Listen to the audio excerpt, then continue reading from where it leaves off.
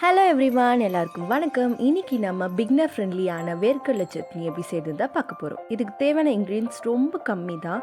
இவ்வளோ இன்க்ரீடியன்ஸ் இருந்தாலே போதும், நமக்கு சூப்பரான டேஸ்டான ஒரு வேர்க்கடலை சட்னி ரெடி ஆகிடும். ஸோ ஃபர்ஸ்ட் ஒரு குட்டி மிக்சியில் நல்லா தோல் எடுத்த வேர்க்கடலையை சேர்த்துக்கோங்க. அது கூடவே சின்ன சைஸ் புளி, இந்த புளியோட அளவு ஒரு சின்ன நெல்லிக்காய் அளவு இருந்தால் போதும். அப்புறமா காரத்துக்கு ஏற்ற மாதிரி நம்ம காஞ்சி மிளகா போட போகிறோம். நம்ம வீட்டில் காரம் எவ்வளோ சாப்பிடுவாங்களோ அதுக்கேற்ற மாதிரி நீங்கள் போட்டுக்கலாம்.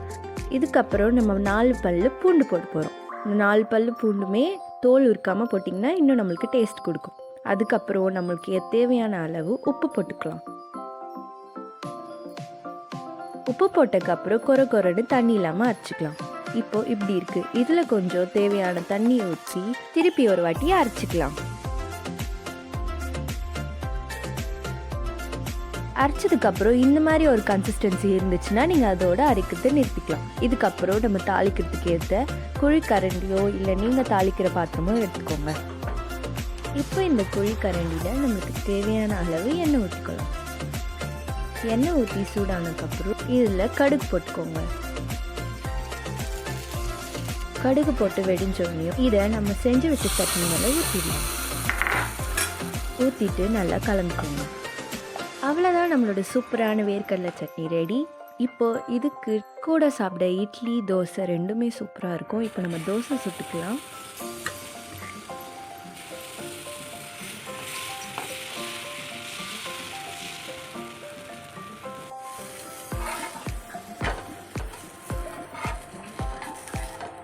இந்த மாதிரி தோசை நல்லா முருகலாக சுட்டிங்கன்னா அந்த சட்னி கூட வச்சு சாப்பிட டேஸ்ட்டாக இருக்கும். அவ்வளோதான், நம்ம தோசை ரெடி. இப்போ நம்ம செஞ்ச சட்னியும் இதில் வச்சுக்கலாம். இந்த சட்னி 5 to 6 மினிட்ஸில் செய்யறதுனால ரொம்ப டேஸ்ட்டாகவும் இருக்கும், ஈஸியாகவும் இருக்கும். ஸோ கண்டிப்பாக வீட்டில் ட்ரை பண்ணுங்கள். அண்ட் இந்த சாம்பாரோட ரெசிபி வேணும்னா கீழே இருக்க கமெண்ட் செக்ஷனில் கமெண்ட் பண்ணுங்கள். இந்த வீடியோ உங்களுக்கு பிடிச்சிருந்துச்சுன்னா லைக் பண்ணுங்கள், ஷேர் பண்ணுங்கள், சப்ஸ்கிரைப் பண்ணுங்கள். தேங்க்யூ.